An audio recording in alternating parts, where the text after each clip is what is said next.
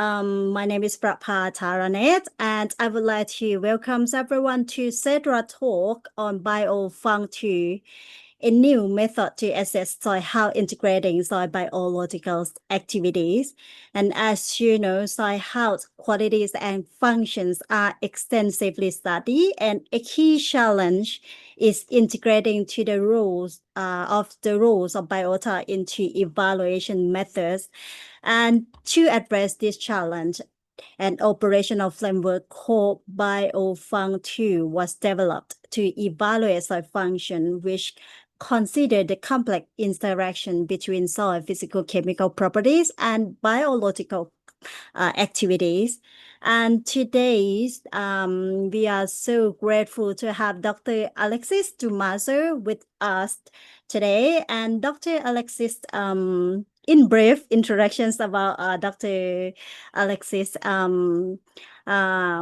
he is agronomist and soil scientist working with French Agricultural Research Center for International Development, or in short, CESRA, and also senior researcher at CESRA University. And Dr. Thoumazeaum holds a PhD in agronomy and soil functional ecologies from Montpellier Sub-Agro Universities from France. And his expertise includes soil quality, soil health assessment, bioindicators, soil biological, perennial crop, etc.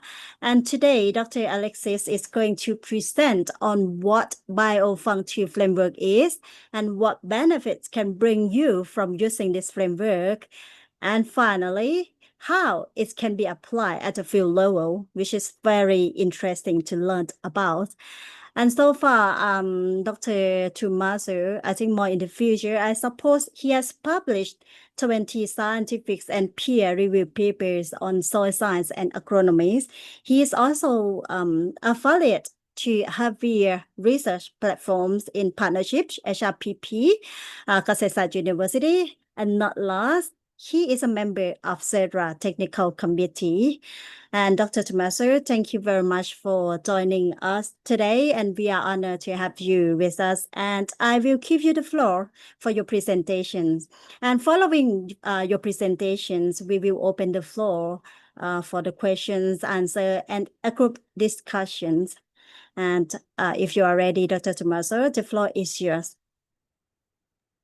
Yes, thank you. Thank you very much for this nice introduction. I'm very happy today to be able to share with you some works that we have been doing on this Biofunctool tool. So today I will present you actually the framework of Biofunctool, also the tools that we are using. And then my presentation will also focus on different examples from research studies that we have been implementing to assess the impact of management practices on soil health. So to start, I will firstly describe you a bit more about this framework on Biofunctool and about the challenges on soil health assessment. So as you may know, and we have already had some lecture, especially from Dr. Van Zisa last time for the CESRA talk. Soil is a limited resource and is also hampered by many threats. And so it has been estimated that around 70% of the soil at the world scale is already degraded. So also soil is a limited resource, so it means that it's not we cannot extend it. It's bounded by some boundary where we can use it or not. So it means that this degradation is a big concern that we need to have, and we need to try to limit it and even try to improve the soil health. So these are just very short summaries about the threats affecting soils. So I'm pretty sure you are all very aware of that. So these are examples such as toxicity, erosion, biodiversity loss, soil loss directly, soil compaction, salinization, organic matter loss, and sealing, that impact or reduce the functioning of our soil, and thus limit the power of soil to supply some different services. These are the main threats. So this is at the world scale. So the first one is erosion. At the world scale, erosion is the main threat that affect the soil. Then we have desertification and salinization that are more localized in specific areas, but that are also very important and degrading the soil conditions. So we are interacting with soils as humans. On one hand, soil provide us human many what we call ecosystem services. So it means that there are some services that humans need to be able to live correctly. So soil, for example, provide food through agricultural activities. Soil also allow for water purification. Soils also allow for carbon sequestration, which is an important topic, especially under the climate change context. But on the other hand, us humans, through especially intensive management, intensive land use change, we are mostly degrading this soil component. So you can see really the two different aspects. We rely on soil as human, but on another hand, we don't protect it that much. And there is a big issue nowadays on soil degradation especially through intensive management. So in this context, there is a key need to implement some method that allow us to assess the soil. So to be able to know how much the soil, what the soil provides to human, and also to be able, especially to know the status of the soil, how much is it degraded, and how much management practices affect the capacities of soil to provide those different services. So as you may know, an important point on soil is that soil is a living resource. So actually, we forgot a lot about this for a long time, where we focus mainly on soil physico-chemical properties when we wanted to assess soil health. But soil is also a living resource with a very high abundance of organisms, from big one to very small one that are microscopic. And soil, all this biota also harbor a very large biodiversity.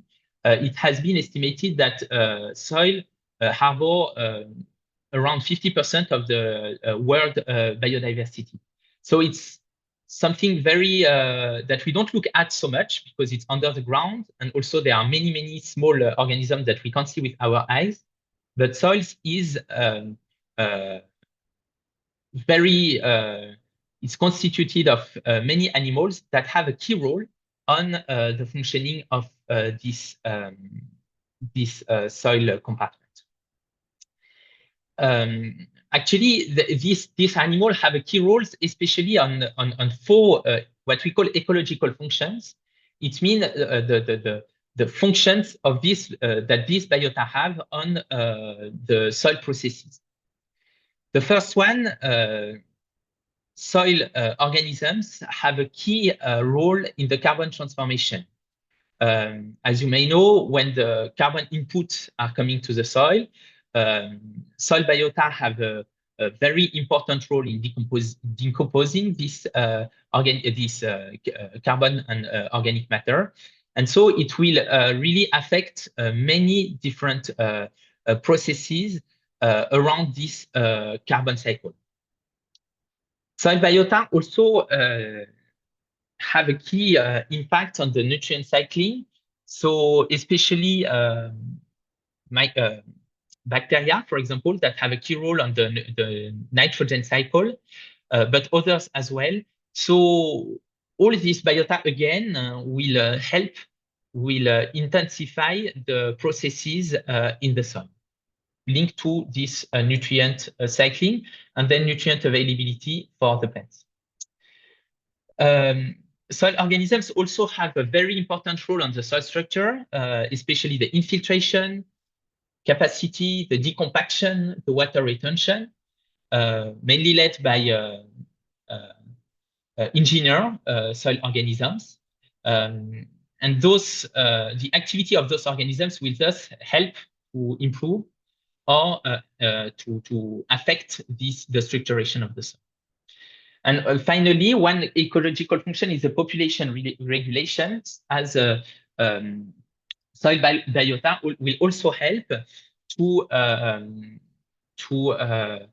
regulate pests, for example, or to intensify pests as well. But it will help the regulation of the population and pest control. So these ecological functions are very important because through biological activity of all those organisms, we can receive some ecosystem services, such as improve the plant growth, limit the soil erosion, intensify the carbon sequestration, or improve the water filtering. So what I really want to highlight, and it's very important for my presentation today, is that biological assemblages in the soil have a very important role on driving many processes in the soil. And this is actually the key idea that led us to develop Biofunctool. When we speak about soil health assessment, we like to share this illustration of this dog, which is a bit fat actually and not really healthy, because most of the activity, most of the scientific research or methods that are used to study the soil health are actually linked to different components, such as physical, chemical, and biological properties. And the soil health will be considered as the sum of, or the combination of, those three kind of properties. So it means that when we will assess soil health with a conventional method, most of the time we will optimize physical, chemical, and biological property, and we will sum them up. So it means that the more the better the physical properties, the chemical properties, and the biological property will be, the better our soil health will be, and we will sum all those compartments together. So it means that actually it's a bit like this dog, meaning that actually this dog may have a combination of good, I don't know, sugar, good component, but in the end, this dog look like not so healthy. And this way of thinking or assessing the soil health is a bit problematic actually. There is a very nice example to illustrate this problematic of summing the properties of the soil to be able to characterize the soil health. Is what we call the African savanna paradox. In this savanna is in Ivory Coast in Africa, and this savanna have very, very low quantity of nutrients in the soil, very low carbon, very low chemical, physical properties. So when we assess the soil health with the standard method, we would consider the soil in this ecosystem as very poor and very low. However, this African savanna is one of the most productive ecosystem. The biomass produced by this area is very, very important. And there is a lot of, so the primary production of this area is very high.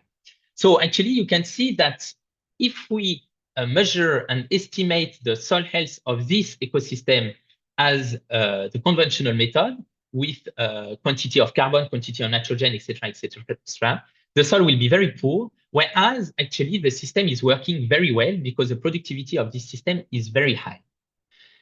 So this means that when we have the metrics with the stocks and with the measurement of properties in the soil, tropical area, especially where we have a very high turnover, of all the carbon, nutrient, and everything in the soil will be assessed as poor conditions, whereas those conditions are actually very productive. So we were challenging about, is the way of measuring soil health with quantity and stock measurements the good metrics to be able to monitor the soil health and the soil condition. So actually we were the conceptual approach before developing a Biofunctool was to try to say, okay, instead of measuring different components that are stocks in the soil and summing them up, let's try to better understand the turnover and the dynamic in the soil. So instead of taking compartments separately to each other, we will try to focus on the interaction between the components and try to understand the dynamic in the soil. With this turnover and dynamic, we are pretty sure that this will be more linked to the soil biological activities and also more linked to services such as productivity of ecosystems or fertility of the soil or other ecosystem services. So from what we call a reductionist approach, that is the most conventional assessment focusing on soil properties, we wanted to try to develop an integrative approach, and instead of measuring the soil independent soil properties, measuring what we call the soil functions that are the result of interaction between soil biological assemblage to provide several services. Okay, so that's good. We want to measure the functions, but actually measuring the function is not that easy. Why? Because as you may know, soil is a very complex system. We have many different organisms, and all those organisms interact with each other. For example, earthworm can interact with other soil macrofauna that can interact with smaller soil biological assemblage, etc., etc. So when we want to understand the functions brought by those soil biological assemblage, it's very complicated to analyze all the interaction between those organisms. For example, fungi can lead to mycelium that can help the soil structure maintenance. Earthworm can build gallery that will also help the soil structure maintenance. But all those animals interacting with each other will help or not, will have a positive or negative impact on the different functions.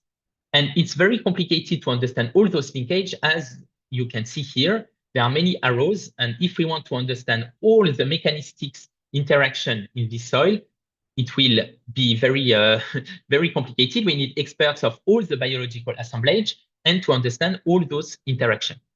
So with Biofunctool, what we thought to do is to, instead of trying to understand all the interaction in the soil that are very complicated to understand, we try to say, okay, let's put a black box. We will not consider, we will not really care about who is doing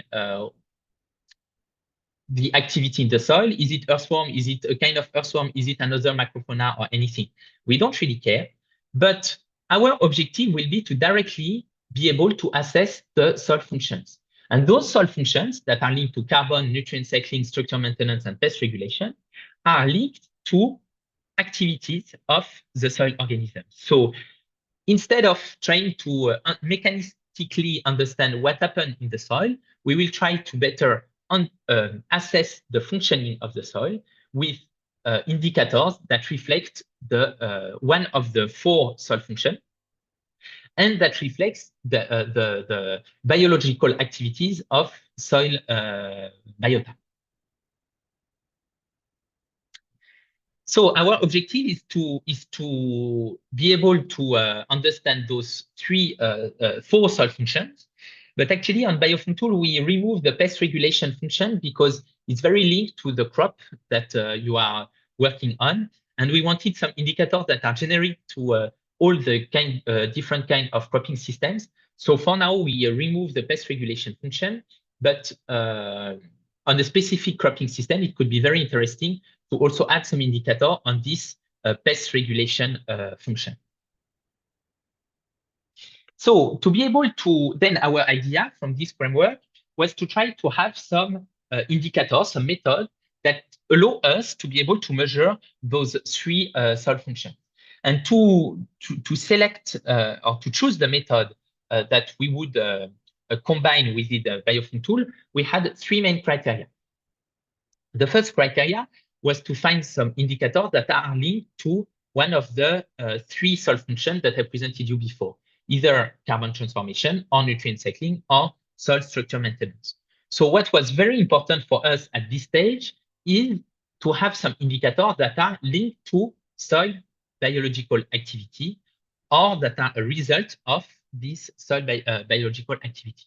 So in this case, we removed all the conventional methods of the soil physicochemical properties because actually they are not linked to they are not directly a measurement of soil biological activity. And we also removed pure biodiversity measurement because we wanted the result of this biodiversity activity, but not pure measurement of diversity of soil organisms.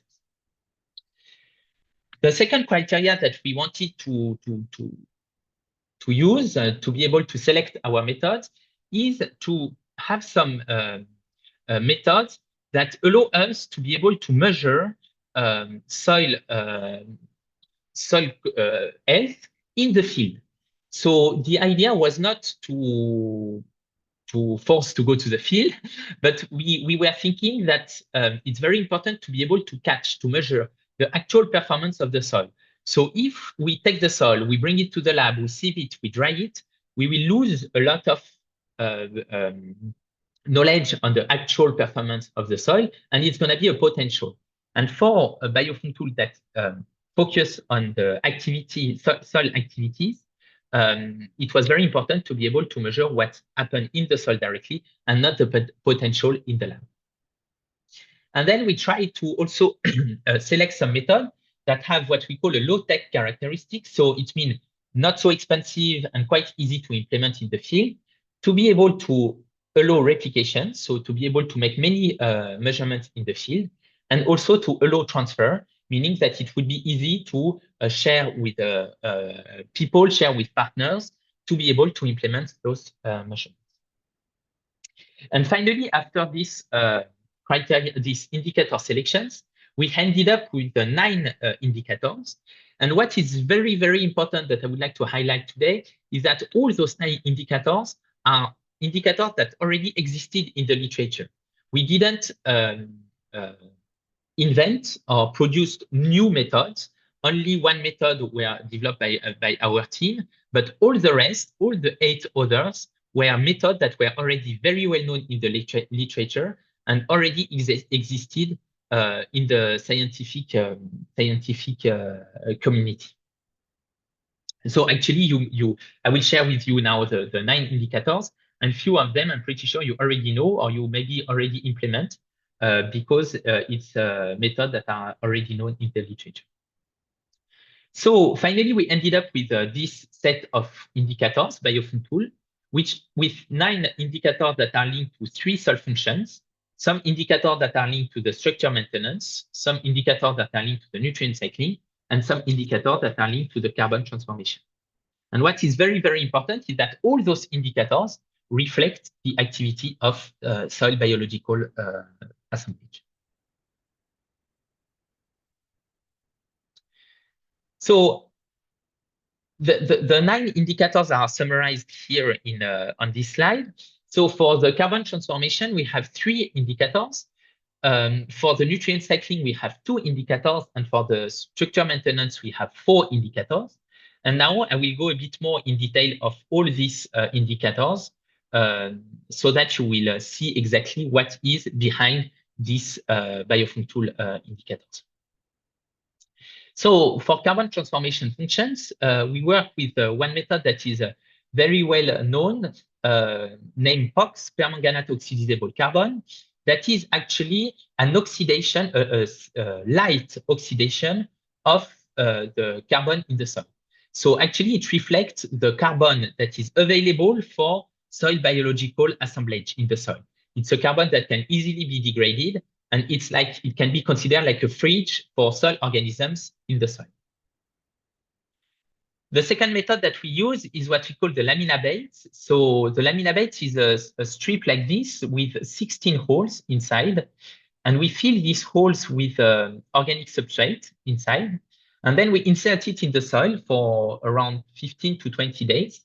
And after 15 to 20 days, we take this plastic strip out of the soil, and then we observe, is the substrate degraded or is it still there? If it's degraded, it means that it has been eaten by soil organisms. So it means that the activity of the soil is high.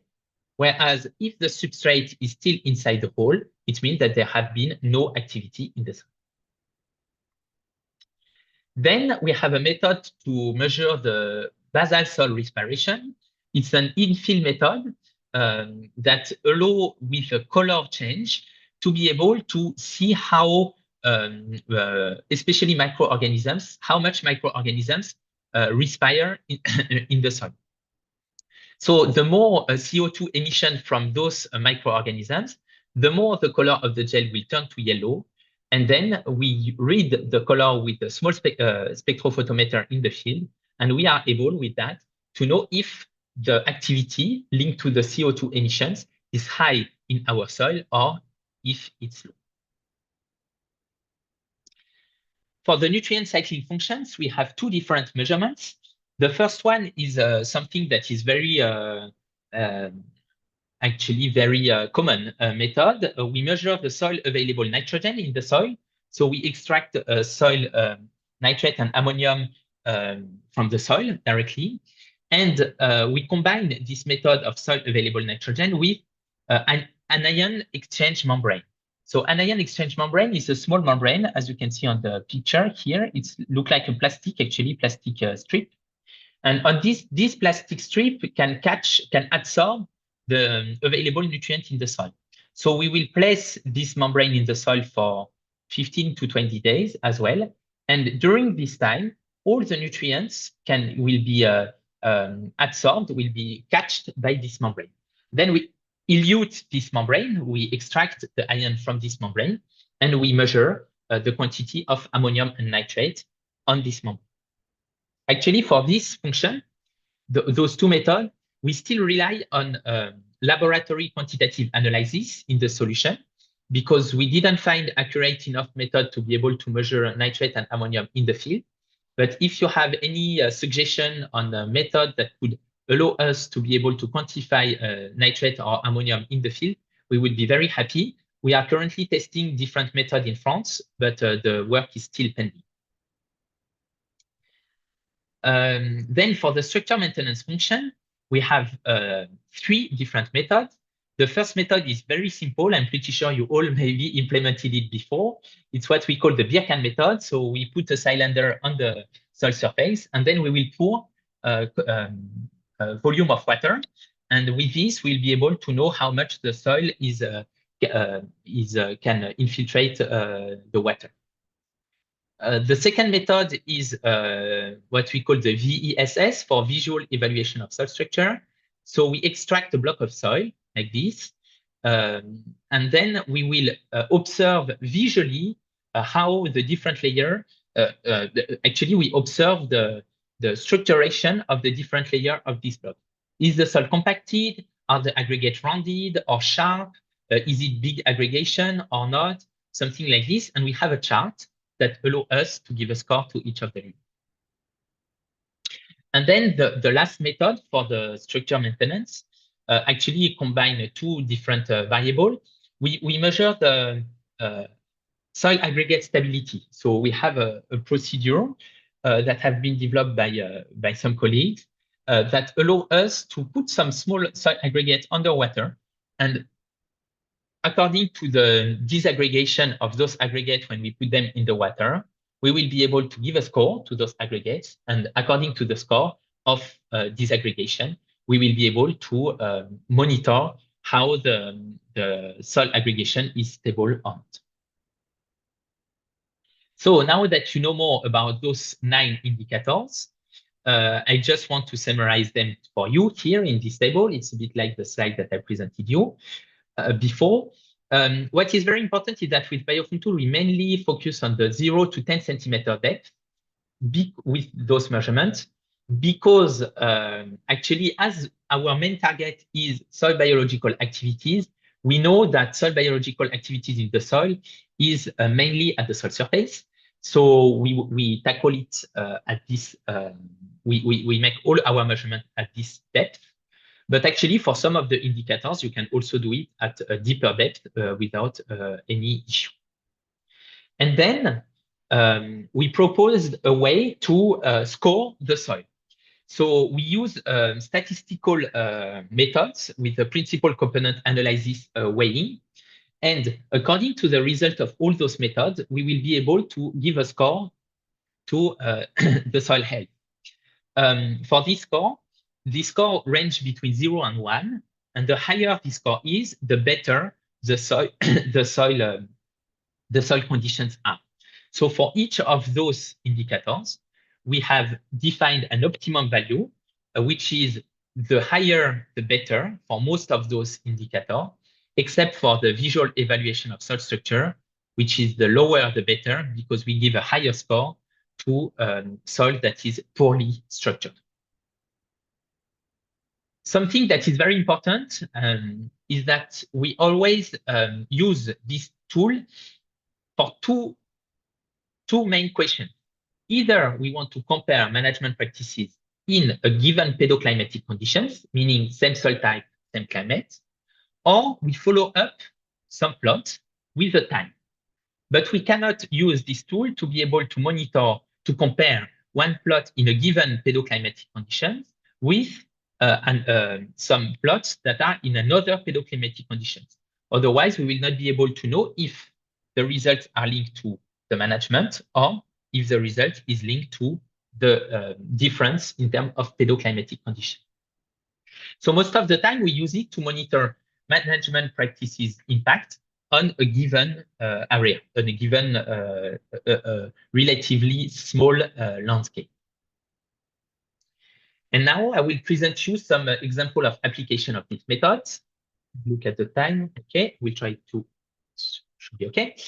So I will present you 5 different examples. I will try to go a bit fast on the examples. The idea is just for you to know what we have been, what we have done already, where we already implemented these indicators, and for which questions. I will not go too much in detail in the results, but it's more to give you a small idea about what we did.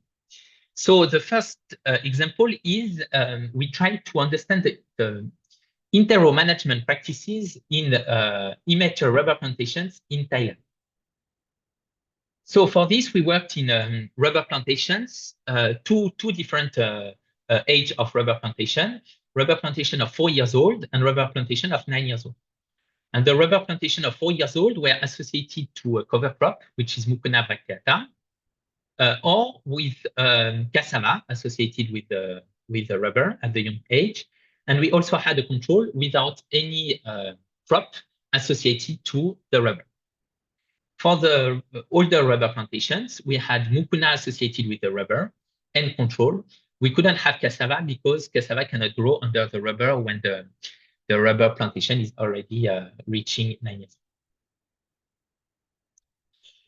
So we combined all the results of all those 9 indicators within a principal component analysis. As I told you, this is the way how we aggregate all those results. And here you can see on the left of my principal component analysis that for the young rubber plantation, so 4 years old, if the rubber plantation have nothing in the interrow or have cassava in the interrow, the result is quite similar. Actually, you can see that the PCA, the points overlap on the PCA. However, when we put mucuna in the interrow of the rubber plantation at the young age, at 4 years old, we can see that we have a difference. Our sampling point on these plots are out of the two other systems.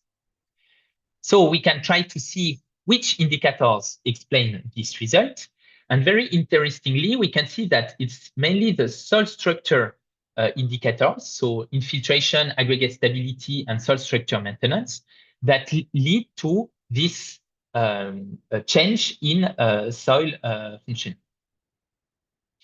Then we can add our older plantations. So we have the rubber plantation of 9 years old without anything associated to the rubber. And we have the plantation of 9 years old with mucuna associated with the rubber. We can see again that actually those two systems are different to the image to the young 4 years old plantations. And we can see that it's mainly explained by nutrient cycling, so the ion exchange membrane and the soil mineral extraction, but also the carbon function with respiration, the labile carbon, and the laminamide. So when we use our soil quality index, here is a summary of the results. We can see that, as we saw before on the PCA, that between for young rubber plantation of 4 years old, without anything or with cassava, the score is very similar. But when we put mucuna in the interrow, the soil structure, which is in blue, increase. It's not significant, but we have an increase, a big trend in increase of the blue color. So it means that when we put some cover crops in young rubber plantation of 4 years old, this cover crop will improve the structuration of the soil.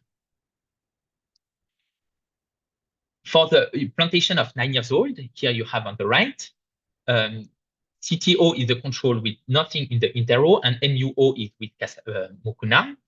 We can see that as soon as we put mucuna in the interrow, for older plantations, we have a significant increase in the nutrient cycling. So actually mucuna, which is a legume cover crop, improves the nitrogen availability when it's planted in the 9 years old rubber plantation.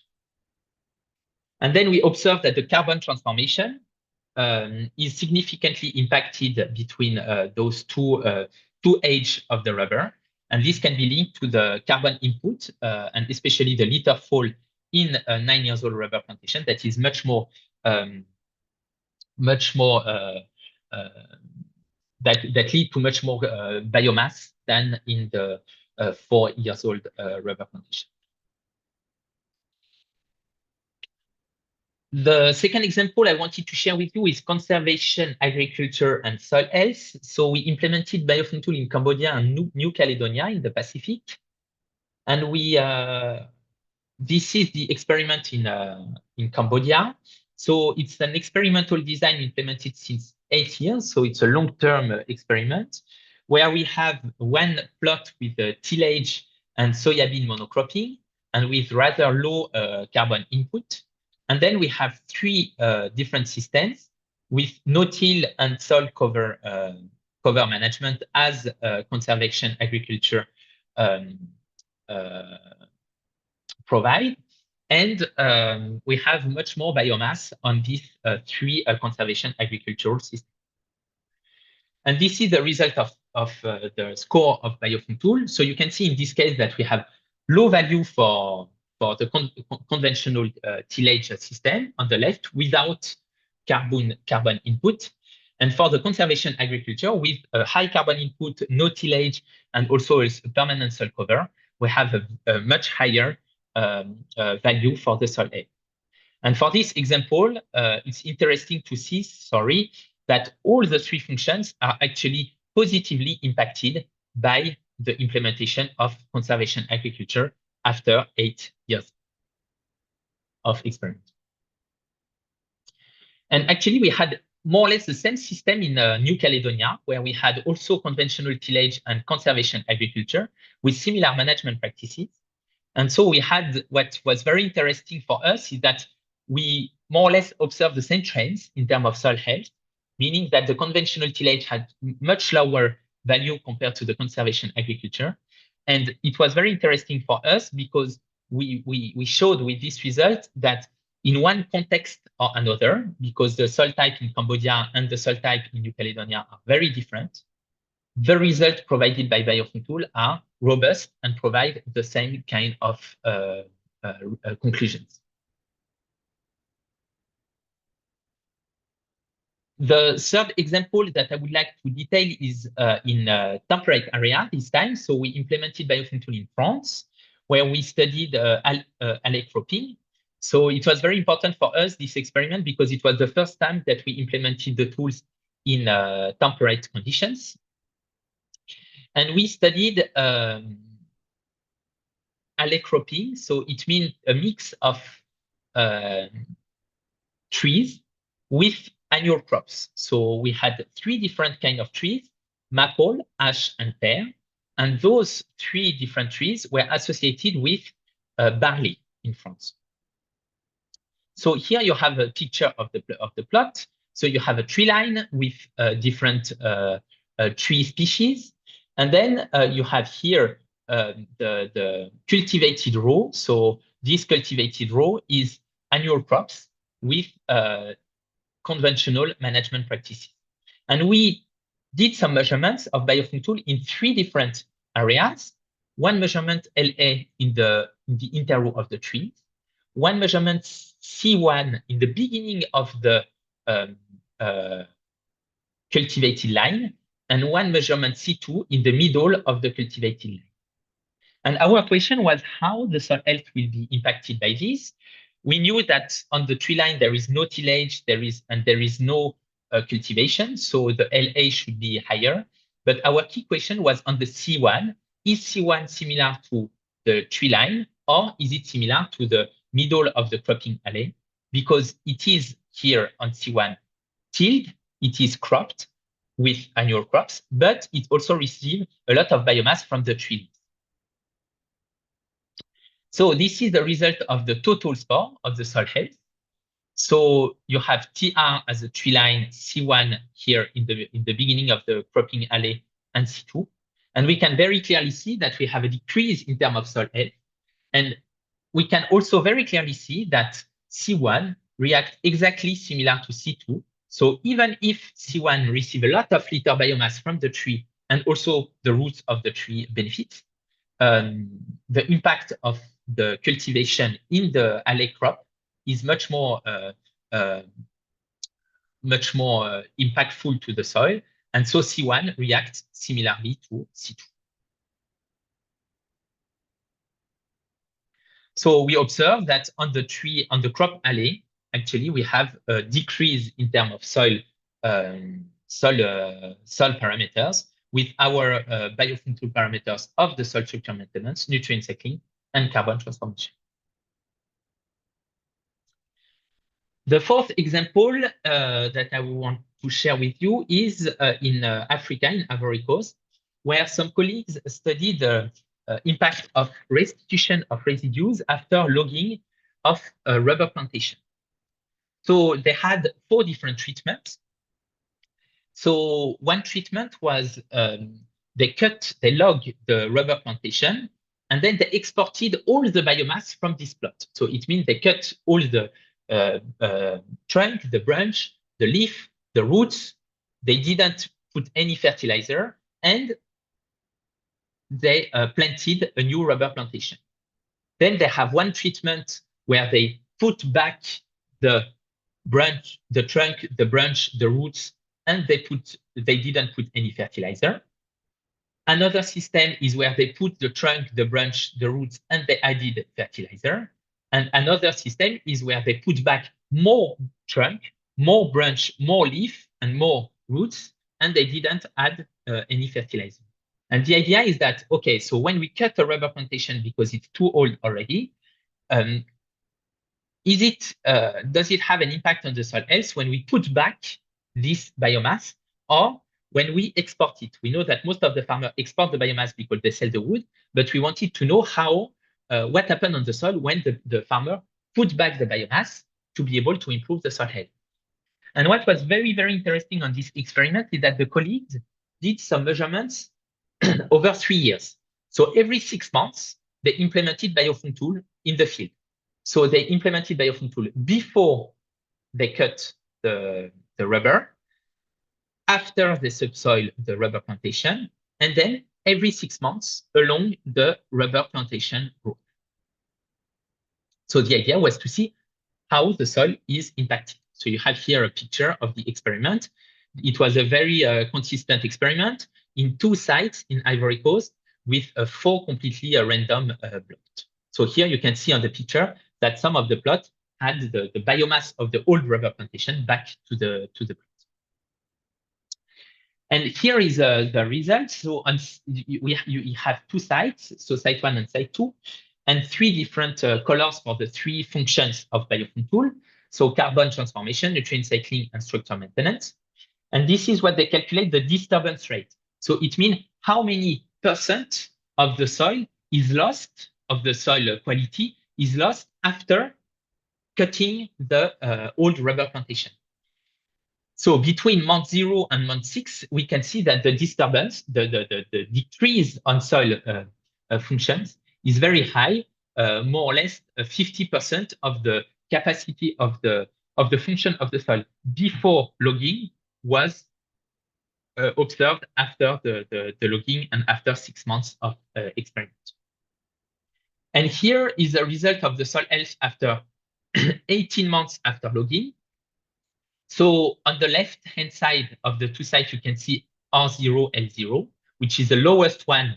And just as a remember, R0, L0 was the one without any residues put back to the plot. And then as soon as we go more on the right, we have more residues put back to the plot. And we can see that it has a very significant and positive impact on the soil health, on most of the soil biological functions. So it means that when we put back the biomass in rubber plantations, actually, the soil health is really improved, and the degradation linked to the logging could be overcome. Look at my, okay, I need to go a bit fast. Maybe I will skip the last one, just to tell you that we also implemented some measurements linking the soil health with the production, like the yield of the crop. So it was an experiment in Indonesia on oil palm small holdings. This one I will skip, sorry, I go a bit fast just to show you the last figure. This one, the idea was to try to link management practices to the oil palm performance. So it means the yield and also the nutrition in the leaf of the oil palm, and also to link it with the 3 functions of Biofunctool with the soil health. And what we observe is that when the farmer put potassium fertilization, it improves the nutrient of the soil. It also improves the performance of the tree. We know that actually potassium is a key component of the fertilizer that is very important for the oil palm development. And we also observe that the potassium fertilization improves the soil carbon dynamics through mainly the biomass from the leaf of the oil palm that is increased when the plots are fertilized. And what was very interesting on this experiment is that we had contrasted understory biomass, so it means the weed cover in the plot. And we observed that when the farmer has some weeds in the plot, it improves the structure of the soil. So with the rooting system of the weeds, the structure of the soil is more infiltration, better aggregate stability, better structure. And what was also very interesting is this improvement of the soil structure also improves the tree performance. So we hypothesized that actually through the improvement of the soil structure, the oil palm can have better rooting system and can catch better nutrients for its own growth. But what was very important as well on this understory biomass experiment is that we didn't observe any competition, any negative result on this biomass at the surface of the soil with the weed and the oil palm performance. I will skip this one because it's not very important. Yes, so just to conclude, so gathering indicators with 3 different functions of the soil. allow to raise some agronomic levels to be able to limit the soil health degradation. We have observed that conservation agriculture improved the soil health in various contexts in Cambodia and in New Caledonia. And the three soil functions are positively affected by conservation agriculture. So it has a very positive impact on the soil conditions. For alley cropping, the experiment in France, we observed that the soil health was improved with tree at the plot scale. So carbon and structure were improved on the cropping alley where there were the trees. But on the cropping, on the cultivated area, we saw that the soil health was much lower. So actually, maybe it's because the management practices of the barley in the interrow of the tree line was very intensive. They used a lot of chemicals and a lot of tillage. So maybe through conservation management practices, they could improve the soil health in the cropping alley, and maybe the C1 would be even better. And then for the oil palm smallholders, we saw that the understory vegetation have a positive effect on the soil structure. So there is a need to readapt the intensive wind management in oil palm plantations, because when the farmer use a lot of herbicide, especially, we know that it can have a lot of environmental impact. And actually, keeping a bit of understory or weeds in the plot did not have any negative impact on the oil palm, and even had positive impact on the soil structure. But for sure, those results are really linked to the soil. Then we need to integrate trade-off of these practices. Maybe, for example, those practices are good for the soil, but are not good for the yield of the crop, or maybe are not good for the economic value, or are not good for other components. So there is a real need to implement what we call a multi-criteria assessment. So not only focusing on soil, but also measuring the crop yield, measuring the economic benefits, measuring the social impact. And we are now trying to implement this kind of measurements. And we have one publication already published by our colleague from Cambodia on this kind of approach to be able to combine all those indicators. Then just to finalize, I would like to explain a bit how we work with Biofunctool, especially in Southeast Asia, because I think most of the participants are coming from Southeast Asia. So Biofunctool was initially developed with a strong partnership with the Land Development Department in Thailand in 2016. I did my PhD actually on this with LDD colleagues. And then we have been actually implementing some platform in many countries in Southeast Asia, in Laos, Vietnam, Cambodia, Australia, and also Indonesia. So we have some labs and some colleagues that are very well trained, and they know very well about those tools in these different countries. So if you come from those countries and you are interested by the method, please don't hesitate to contact me, and I can give you the contacts of the local colleagues who are responsible for this platform in those countries. For sure, we also work a lot in Africa and in Europe. So if you are interested by other geographic, we can also yes, share with you the contact. The idea is really to build some platform in different countries so that after the measurements can be done through those platforms, because we are aware that there is quite a lot of equipment to buy and to prepare. So we are very happy to go through those platforms in the local countries to be able to easily share with you the methods. Thanks a lot. Sorry, I've been a bit long. Yes, not so many time for questions. So here you have my email address. Don't hesitate to contact me. There is a website of Biofunctool as well. And new in 2025, we have been working with some colleagues who can now build the material available to be able to implement a Biofunctool in France. So don't hesitate to visit their website if you want to buy some equipment to be able to implement the measurements. Thank you so much. I hope it was clear and not too fast. Thank you very much, Dr. Thoumazeaum, for your excellent and informative presentations. To highlight the importance of soil as the foundations of agriculture and biodiversity, as well as bringing up the benefit of using biofunctools. For those of you who have a questions, please raise your hand so I can see you. Or otherwise, you can also type it in the chat box as well. Okay. Yes, Sydney, please.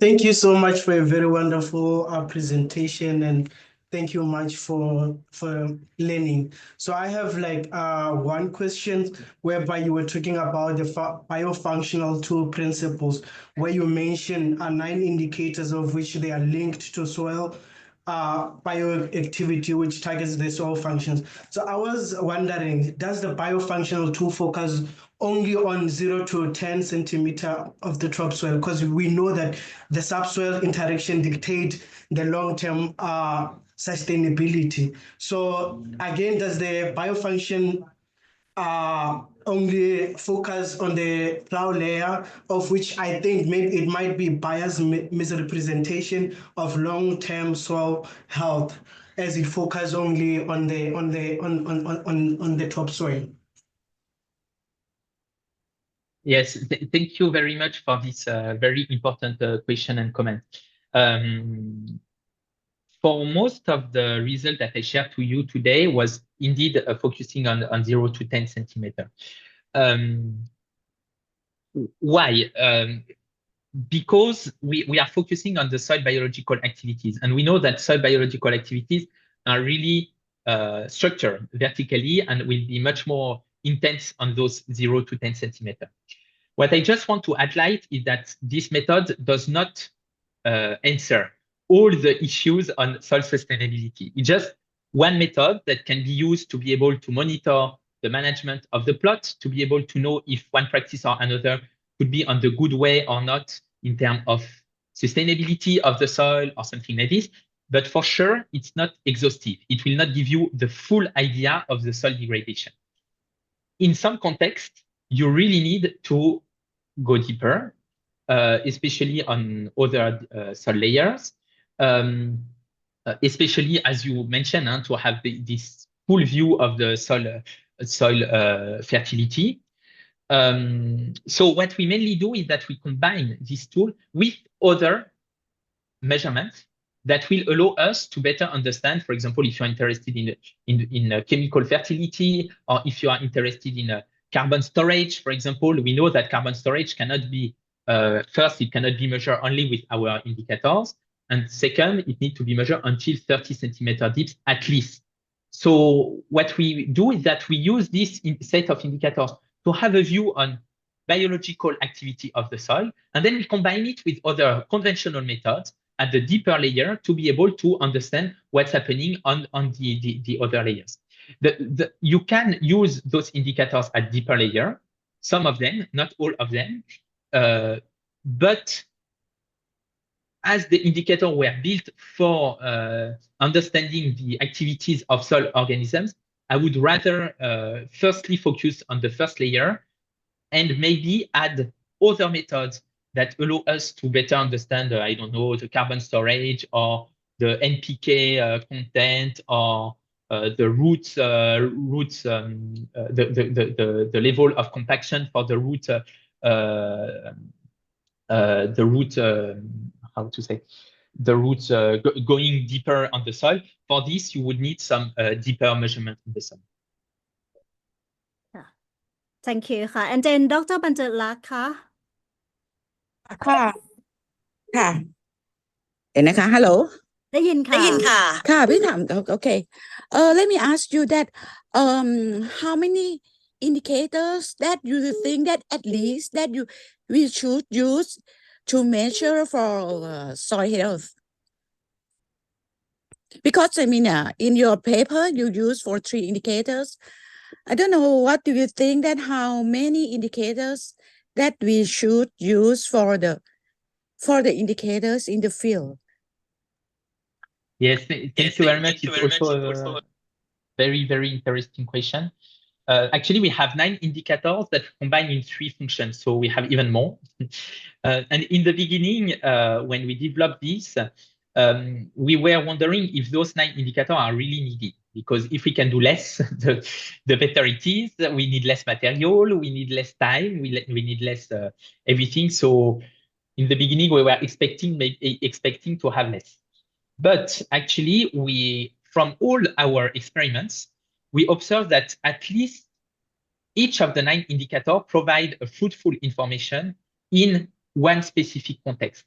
So actually, we decided to keep the 9 because sometimes one indicator will react will be very sensitive to the management. Sometimes it will not be, depending on the climatic condition, depending on the soil type, depending on the cropping system as well. So it's almost impossible to say, okay, let's choose only 1 and 2 because they can reflect all the soil functioning. Actually, it's not the case from our experience. And also from this Biofunctool, we wanted to actually have a full view of the soil. You know, sometimes we can very quickly go to only 1 or 2 parameters and say, okay, this parameter allow me to know exactly how my soil is. But actually, it's not the case. And soil is very complex. And sometimes, okay, the structure can be improved, but the nutrient can be lower. Or sometimes the carbon cycling can be intensified, but the carbon can be low, the structure can be lower. So to our point of view, it's very important to implement several measurements together at the same time to be able to understand those trade-offs between different indicators and to be able also to understand the synergy. Maybe the labile carbon is going on the same way as respiration or as mineral nitrogen, but maybe sometimes not. So according to our experience, it's never the same case everywhere. So we are still running those 9 indicators. But then for sure, I can share with you more details. We also have several papers on that. For sure, you have some indicators that are more sensitive than other, and some indicators that are a bit less responding to the management practices. And so if you would have to do a choice, I would say, maybe you could focus on the ones that are more sensitive compared to the other. But to our point of view, it's very interesting to have the 3 functions to be able to understand how they react, as I presented you on the result of rubber in Thailand, especially. Let me ask you another question. Yes. You use permanganate oxidation. Is it work very well or not? Because I have ever worked with the permanganate oxidation for our research too, but it's like a bit difficult to see the color chart in the paper. Do you think that Yes. it's quite Yes. Actually, we don't work. Yeah. Yes. But yes, again, it's a good question. We would need a lot of time, but yes, actually, again, it depends. For some work that we have been doing, it's very sensitive to the management. It's working very well, and sometimes it's not. In the literature, there is now a big how to say scientific debate on this method because especially some US lab try to, with many samples, try to understand what is exactly this oxidation reflecting, which kind of soil molecule and everything. They are going very in deep of this method. From our experience, we are not going that deep, but from our experience, sometimes it reacts very well, sometimes not. And it's still hard to know when it is or not. So it's like, but yes, we are also monitoring all those scientific debate on those methods. And let's see, maybe in a few years we will not use it anymore because another method will be chosen. But since now, it's very interesting in many of our experiments, and we had a very interesting and significant result on this method. But for sure, maybe not always. That's the point. Mm-hmm. Okay, thank you so much. Thank you for your question. Yeah, and then we have 3 more questions in the chat box. I will bring it up. The first one, what training is required to use Biofunctool effectively? Yes, again, an important question. So what we try to do as I shared with you here, is we try to implement, we have some platform in different countries. So what we in those platforms, we have some colleagues that know very well how to implement the tools. And indeed, when you want to implement, what we suggest is to have a short training. At least if you are working in one of the countries where there is a platform, you can be in link with the direct local contact, I would say, who lead the platform to be able to be trained. And otherwise, what we always do when we want to open a new platform is that we implement a training that is most of the time mainly organized by CIRAD and IRD with our partners. So for example, we've been implementing a training in Indonesia last 2 years with one colleague from Thailand coming with me. In Laos this year, we did it where I also had the colleague from Cambodia and Vietnam coming together to train. So yes, it's required because it's without training, it's a bit, it's not so complicated to implement the tool, but they have many tools. So it's a bit, it can be a bit massive to get everything with a distance and without training. And we are very happy to develop some training on other regions if some colleagues from other regions would be interested. In India, my colleagues are now doing a training as well in Bangalore now. So we have, we are implementing in India as well. It's very new. Thank you. And then the second questions are from Pishamun. Thank you for insightful case study using Biofunctool. And she was wondering that what are the main challenges in applying this one to the tropical soil, particularly in country like Thailand or Southeast Asia? Actually, Biofunctool was initially developed in tropical area. It was developed in Thailand. So there is no specific challenge, I would say, for tropical areas, because actually it's even maybe more adapted to tropical areas compared to temperate areas. So there is no specific soil type. For sure, for example, we never worked under extreme conditions, such as, for example, I'm not sure we have been working on peat soil, for example, extreme in terms of soil properties, I would say soil functioning. Peat soil, we don't have a lot of work on that. And I'm not sure it will react very well, especially for the carbon transformation.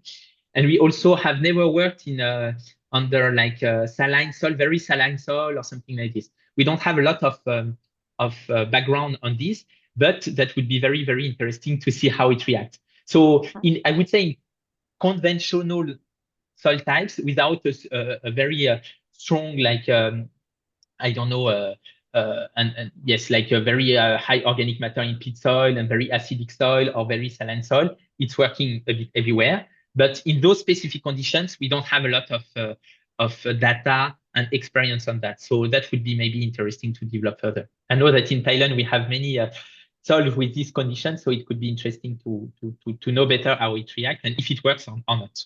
But I cannot tell you much on that.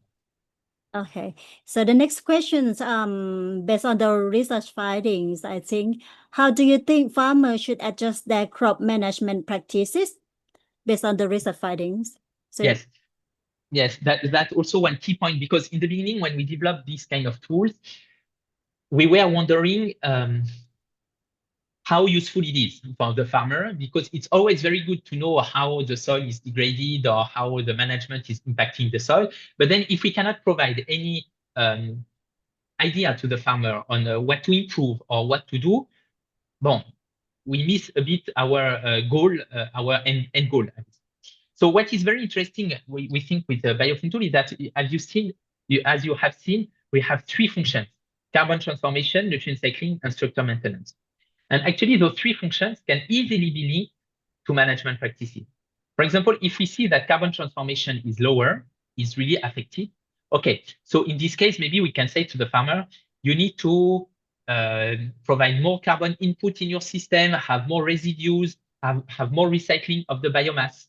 If we see that the nutrient cycling function is really impacted, we can say, okay, you need to be careful on your fertilization, especially the nitrogen, something like this.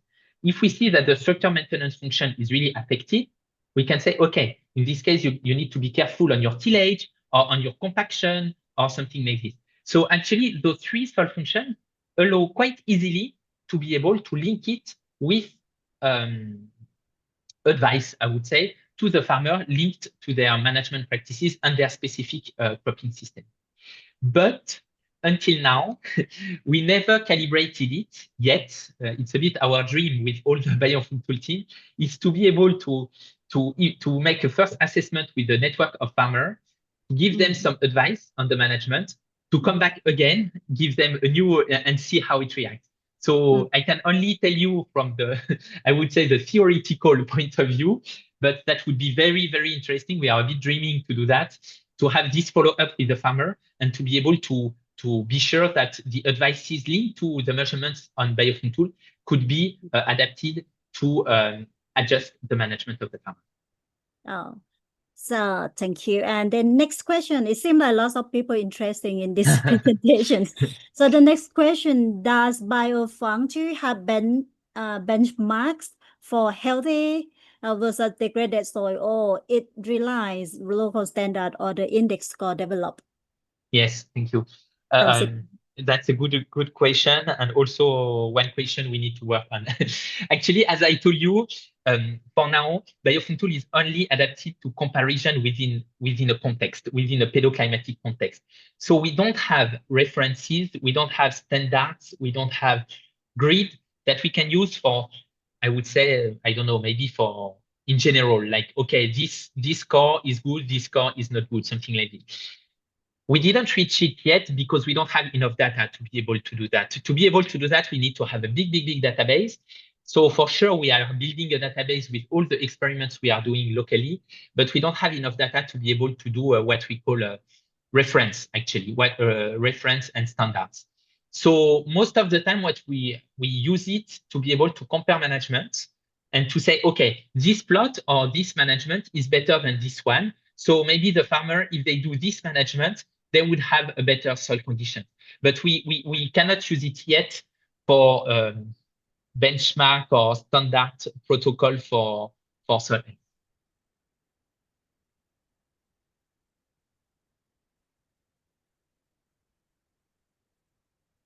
Okay, you can hear me, Steve? Yes, the next one. Dr. Satit from India asking if you have the contacts from India. I mean, because you mentioned about your colleagues in India, yes, so yes. Don't hesitate to send me an email, and I will directly forward to the colleagues in India. It's in Bangalore that we are doing. Okay, and then the last question. Sorry for because of the time limit, so yes. I would go for the last questions. What the tools or index can predict soil water retention period? From Kun Ratakan. That's a good question. We haven't done that yet. For sure, I don't think we can make the direct link, honestly.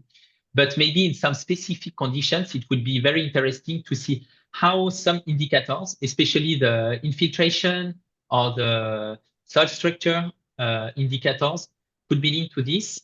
But we didn't calibrate it yet, and we didn't match these laboratory measurements to the indicator yet. So if you have any experience on that, also don't hesitate to share with us, and I would be very happy to discuss with, yes, for sure, to have the information, and also to discuss with the team. Today I presented you with these tools, but actually we are quite a big team in France, in Montpellier, because I'm coming from CIRAD, which is based in France, in IRD in France as well, and also with all the colleagues from different platforms in LDD and in all other institutions in Asia and in Africa.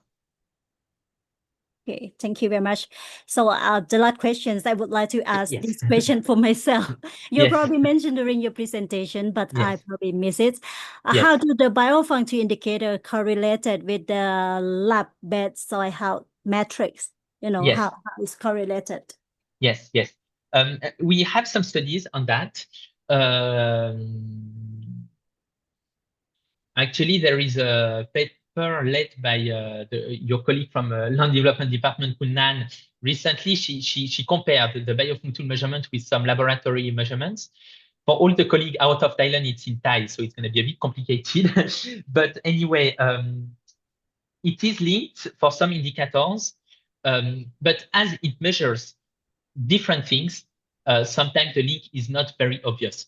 Actually, to be able to really link Biofunctool with some, I would say, conventional or lab measurements, we would need to have a full set of measurements from physical, chemical, and biological measurements, integrating the microbiota, the big macrofauna, etc. And this is quite a big work and time-consuming. We have one study on that in Thailand, actually, where we compared it and we observed the similar trends, but it's site-specific, I would say. So I cannot tell you that everywhere it's going to be at the point. But the problem on those linkages is that as soon as you start, you never finish because it's a big, it requires lots of measurements. And so we did it in the beginning just to have an idea, but we would be very happy to do it again. But we try to focus on other things and focus on the impact of management practices rather than these calibrations every time, because otherwise it's a lot of a lot of data and a lot of work for, in the end, just be able to correlate some indicators that have been already approved by the literature. So it's a bit endless, but we have been doing it. And I can share with you the paper that we have on this, combining physical, chemical, biological, and Biofunctool. And also Kunnan, she combined some physical, chemical with Biofunctool. Her paper is this year, I think, has been published. Yeah, I'm pretty sure seasonal variation soil type as well. You are right. You are right. You are right. Seasonal variation is also very important. I'm not sure we have the time to go all in this, but yes, it's a key point, as you said. And most of the time we work during the rainy season because this is when the biological activity is the highest. But we have been implementing some studies on dry season and wet season, especially in Thailand. We see the same trends, so it means that we see the same evolution, I would say, but the differences are much stronger in the wet season compared to the dry season because you have more impact on the biological activity. Yeah, right. Yeah. So I think the time's quite intense right now. So Yes. At the end, I would like to thank you for Dr. Thoumazeaum and also everyone as well participating in this event. And before saying goodbye, I would like to remind you that CESRA Talk, the next one will take place on 22nd of July. So we will have Dr. Rosalind on the stage to tell us about the soil under stress and finding solutions for sustainable fertilities. And for today, thank you once again, Dr. Thoumazeaum, Alexis Thoumazeaum, for your wonderful presentations. And thank you so much. See you again. And because don't hesitate to contact us. Yes, so thank you. we definitely see you. Yes, for sure.